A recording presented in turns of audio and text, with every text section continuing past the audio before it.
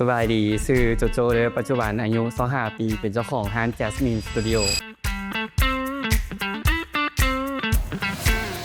จุดเริ่มต้นก็คือด้วยความที่ว่าตัวเองมักเป็นคนแต่งตัวอยู่แล้วเลยมีแนวคิดอยากขายเสื้อผ้าผู้ชายถ้าเฮาสิรับเสื้อผ้ามาขายแบบมันก็หลายๆตามท้องตลาดแบบมันก็ซ้ำกันถ้าเฮามีเครื่องจักรสกรีนเครื่องเป็นของตัวเองเด้ที่เฮาสามารถออกแบบลายเสื้อแบบใดก็ได้มาขายในตามสไตล์ของเฮาก็เลยเป็นจุดเริ่มต้นของแฮนด์สกรีนเสื้อขึ้นมาแรกๆก็เปิดรับเฮ็ดลายเสื้อคู่ลายเสื้อให้แฟนเสื้อครอบครัวก็ลองเฮ็ดคลิปเฮ็ดเป็นสเต็ปที่ว่ามีวิธีขั้นตอนตั้งแต่ออกแบบจังได๋เฮ็ดแบบใดจึงสิออกมาเป็นลายเสื้อให้แฟนหลังจากเขาลง TikTok ไปช่วงแรกๆภายในค่ำคืนเดียวตื่นเช้ามาเห็นแบบแชทอยู่ WhatsApp ขึ้นมาเต็มเลยคือเสื้อสต็อกมีน้อยเดียวจากที่ซื้อมาก็เป็นจากที่เฮ็ดแบบน้อยๆเฮ็ดจังได๋สิส่งลูกค้าทันควักเงินทั้งหมดที่มีไปซื้อเครื่องจักรใหญ่เขาเจ้าก็ติดต่อเข้ามาว่าทำเฮ็ดเสื้อองค์กรบ่ตอนนั้นแม้ว่าหลังบ้านเฮายังบ่มีหยังเลยเสื้อมีสต็อกกันน้อยเดียวแต่ว่าเวลาลูกค้าติดต่อเข้ามาเฮาหาเฮ็ดเบิดแล้วก็จึงมาแก้ไขปัญหากันน้ำหลังหลัก10โต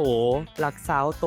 ไปมาฮอดหลักพันโตหลักหมื่นโตคนที่มีบทบาทสำคัญก็คือแฟนและครอบครัวของเฮาช่วงนั้นแรกๆเขาจะเป็นผู้ผลิตเสื้อแล้วแฟนเขาหันจะเป็นคนเฮ็ดคอนเทนต์หลังจากนั้นก็มีออเดอร์เข้ามาหลายๆจนพวกเรา2คนกับแฟนเขาบ่สามารถจัดการทุกอย่างให้มันเป็นระบบและระเบียบได้เขาก็เลยไปปรึกษานำทางครอบครัวเอื้อยเขาก็เลยเสนอขึ้นมาว่าให้เอื้อยเข้ามาช่วยบ่ว่าจะเป็นเรื่องเงินทุนแล้วก็เรื่องระบบหลังบ้านต่างๆมาเสิร์ฟกันให้มันแข็งแรงขึ้นการเริ่มต้นธุรกิจครั้งแรกอุปสรรคที่เขาเจอบ่ลืมเลยก็คือเขาบ่มีความรู้ในเรื่องการใช้จักรมูลค่าจักรมัน200กว่าล้านแล้วหัวพิมพ์น่ะมันเกือบ100ล้านด้วยความที่เขาบ่เข้าใจในการใช้งานมันว่าหลังจากใช้งานเขาต้องบำรุงรักษามันแนวใดให้เวลาใช้งานหัวพิมพ์ตันแล้ววันนี้หัวพิมพ์ตันมีปัญหาอีกขึ้นมาเขาต้องได้เปลี่ยนซ้ำกับว่าเงินที่เขาหามาหลายๆเฮ็ดให้เขาต้องได้ไปเบิดนำตัวนั้นใหม่อีกเทื่อนึงหลักๆเลยก็คือการรับฟังฟีดแบ็กของลูกค้าเขาจะเก็บฟีดแบ็กของลูกค้านี่มาเป็นอันดับหนึ่งเลยถึงแม้ว่าปัจจุบันพวกเขาจะเป็นระดับสเกลของงานไปแล้วแต่พวกเขาก็บ่เคยมองข้ามเสื้อลูกค้ารายย่อยเลยแม้ว่าตัวเดียว2ตัวเขาก็เฮ็ดเพราะว่านั่นคือคอนเซ็ปต์ Jasmine Studio ของพวกเขาเคยโทรหรือว่าอยากเซาเฮ็ดเลยตอบได้เลยว่าบ่มี